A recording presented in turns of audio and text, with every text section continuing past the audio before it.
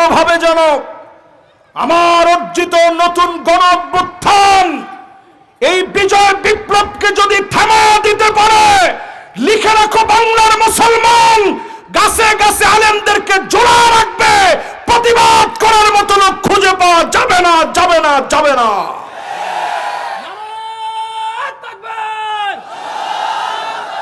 ভারতের দালালেরা হুঁশিয়ার সাবধান, ভারতের দালালেরা হুঁশিয়ার সাবধান। নারায়ে তাকবীর। হ্যাঁ, তবে আমরা পরিষ্কার বলি, আমরা তাদের কিন্তু বিরোধিতা করতেছি না, তাদের সাথে সব সময় বন্ধুত্ব রাখতে চাই, কিন্তু প্রভুত্ব আমরা কোনোদিন মেনে নেব না, ঠিক কিনা বলে? ইয়ারমুকের যুদ্ধের ভিতরে আমরা মুসলমান ছিলাম মাত্র ৩৬,০০০। জোরে আওয়াজ করে বলেন কত হাজার? আর সেই সময়ে রোমক সম্রাটদের সৈন্য বাহিনী ছিল ৪,৪০,০০০। ৪ লাখ কত? আমাদের চাইতে বেশি কত? ৪ লক্ষ।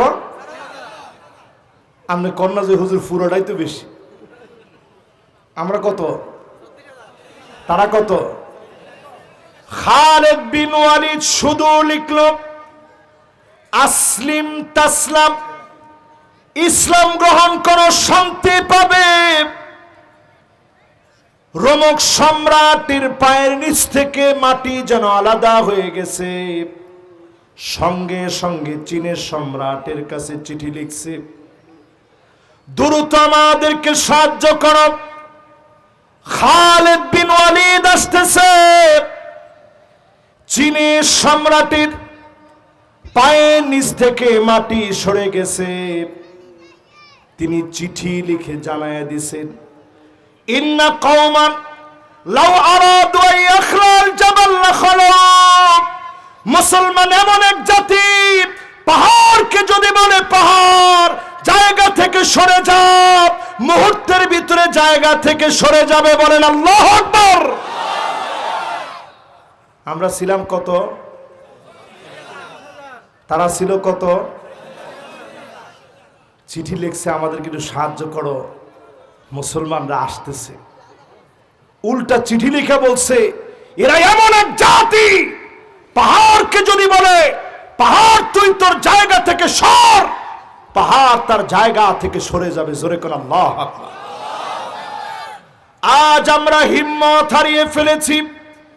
ইখতিয়ার উদ্দিন মোহাম্মদ বখতিয়ার খিলজি ১৭ জনকে নিয়ে যদি ভারত বিজয় করতে পারে, কোটি কোটি মুসলমান যদি আবার হিম্মত নিয়ে জাগ্রত হয়, অবশ্যই যিনি বিজয় দিয়ে দিবেন তিনি কে?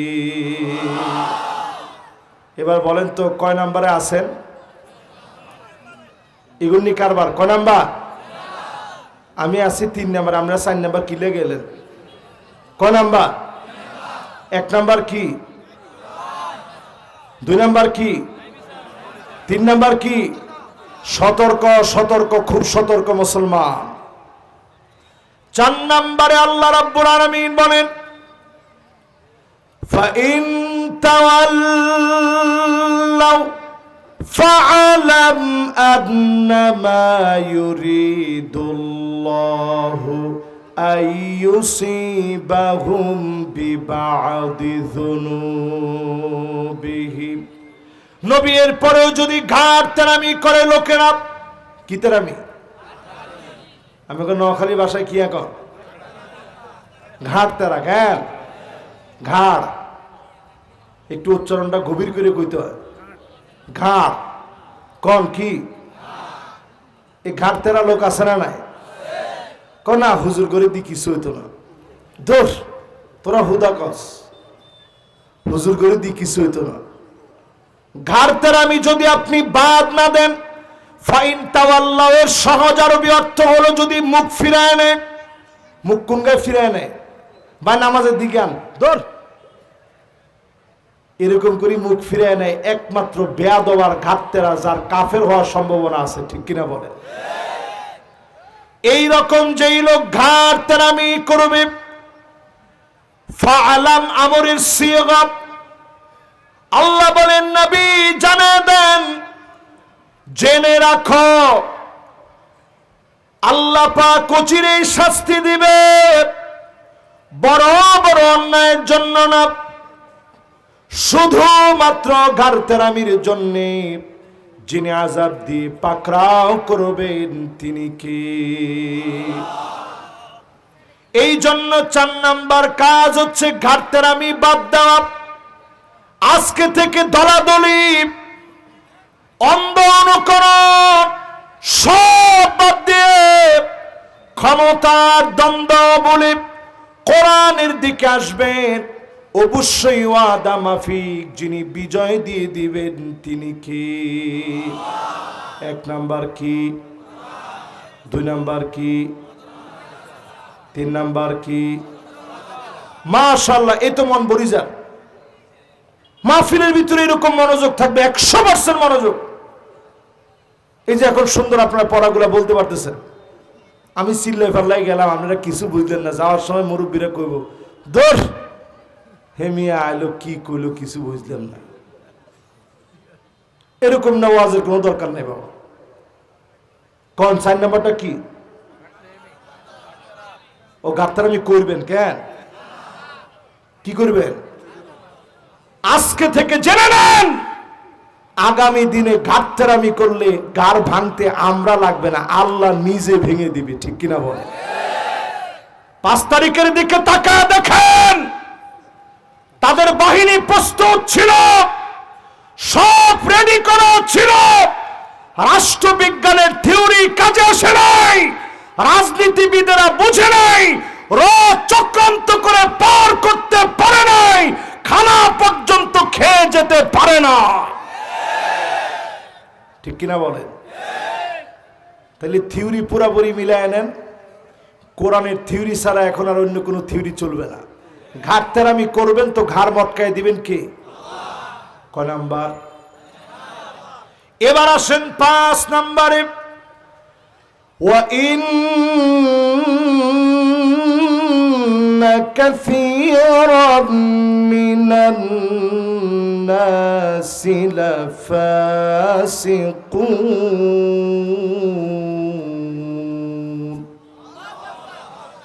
আল্লাহ বলেন নিশ্চয় 1-2 লোক না, কাসীরুম মিনান নাস, অধিকাংশ লোকগুলো হবে ফাসিক, যারা কোরআনের বিরোধিতা করবে, জমিনে আল্লাহর আইন বাস্তবায়নের বিরুদ্ধে যারা দাঁড়াবে, পরিষ্কার ফতোয়া, এরা হলো ফাসিক। ঠিক কিনা বলে? মাশাআল্লাহ, এই তো ঠিক বলছে ডান দিকের লোকেরা। বাম দিকের লোকেরা এনে করে রেনি রয়েছে আমার দিকে। এবার সবাই মিলে আওয়াজ করে বলেন ফাসিক কে? আমি বলছি না, কে বলছে? কোন জায়গায় বলছে? এই কোরআনের ভিতরে সূরা মায়েদা খুলেন, আল্লাহ বলছে এরা ফাসিক। শুধু ফাসিক বলেন নাই, লাফাসিকুন, এরা ফাসিক হওয়ার ভিতরে কোনো সন্দেহ নাই। ঠিক কিনা বলেন? এবার যে ফাসিক তার প্রমাণ নেন। ফাসিকের কাজ হচ্ছে মাহফিলে বাধা দেওয়া। উমা ঠিক এরকম 4 ভাগে কোন কিনলে, 1 ভাগে সবাই মিলে কোন ঠিক নেই? যারা মাহফিলে বাধা দিয়েছো তোমাদেরকে বলবো, এখন তাকায় দেখো, বাধাহীন ভাবে কোরআনের কথা চলছে, প্রমাণিত হয়ে গেছে তোমরা ছিল নিকৃষ্ট ফাসিক। ঠিক কিনা বলে? এবার একটু আমার সাথে সাথে বলেন, নতুন এখানে যারা বসা আছেন, নতুন কেউ কি ফাসিক হবেন না? হইবেন তো মনে হয়, যেরকম আসতে বলছেন ফাসিক হবেন।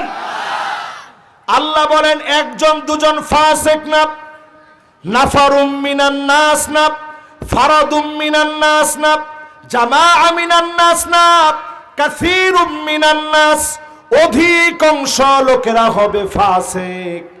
এজন্য তাকায় দেখবেন, অধিকাংশ লোক নামাজ পড়বে ঠিক, রোজা রাখবে ঠিক, হজ করবে ঠিক, যাকাত দিবে ঠিক, কপালের ভিতরে নামাজের দাগ পড়ে যাবে, জমিনে আল্লাহর দিন কায়েম করতে তারা চায় না। কি ঠিক? এরকম লোক কি আছে? আসলে কি আছে? আল্লাহ কয় এই লোকের পরিচয় এরা ফাসিক। এরা কি? আজ থেকে আপনি আপনার স্বভাব পরিবর্তন করেন। নামাজি কোনদিন আল্লাহর কোরআন বিরোধী হতে পারে না। আপনি নামাজ পড়লে আল্লাহর কোরআনের পক্ষে আপনাকে আসতে হবে, ঠিক কিনা বলে?